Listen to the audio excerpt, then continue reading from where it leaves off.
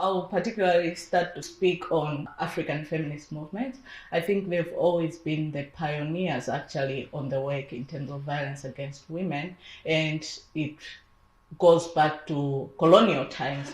They've always played the front line leadership role, in terms of defining what violence prevention is and trying to put it on the global agenda. And I would like actually to hear more from Rory, because she's one of them, the women I'm describing right now in the women's movement. I think it's really been women who've been agitating in all parts of the world to demand attention for this issue. And some of them, like you said, started in liberation struggles or to overthrow colonial regimes or whatever, but became politicized around women's issues, because it's like, even though we're all in the battle together, there was still a hierarchy between men and women and other kinds of axes of oppression. So I think women started to organize separately and say, many of our issues like violence are not really taken up by these larger political structures.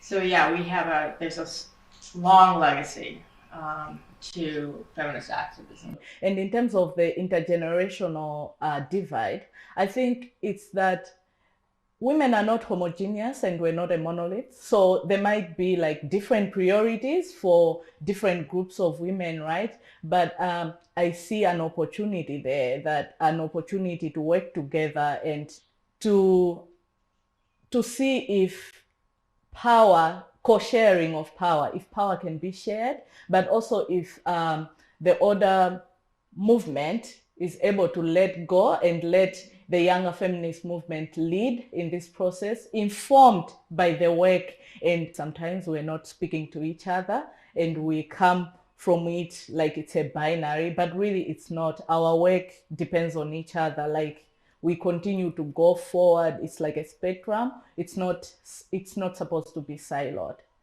And I do think that oftentimes, especially for people who have fought like so long and hard, they gave up a lot. And so I think it's, I think helping to figure out ways to help them move on and be recognized. And I think it's happening not only around age, I think it's happening between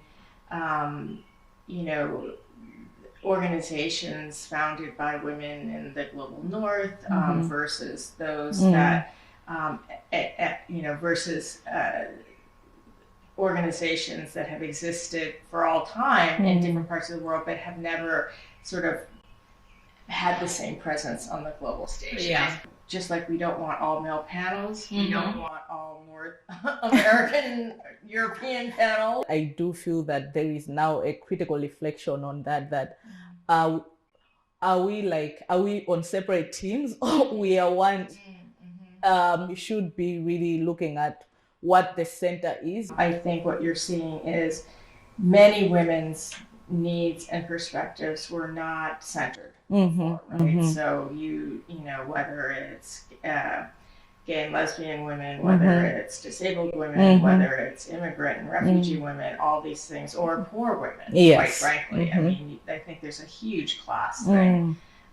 So I think that the commitment to sort of intersectionality and trying to think through what it means for women who are positioned differently has been a big important shift. We were talking about I think the HIV movement. We can draw a lot from how it was mobilized, from the global advocacy to the community-based care kind of movements. I think there is something to learn from there, how to connect from the global to the regional to the national and to reach all those specific community-based care programming, and also in terms of, for example, the advocacy around ARVs as well. I remember even myself feeling like my vision or imagination was too small when it came to treatment and everything in many of these countries, because we kept being told, no, it's not possible. I guess one thing I would learn is that have a big demand, like have a big vision. I mean, they totally transformed what was considered possible. The thing is, violence against women and girls it was women's movement and feminist movement that made it an important issue, right? We wouldn't be anywhere without women's movement.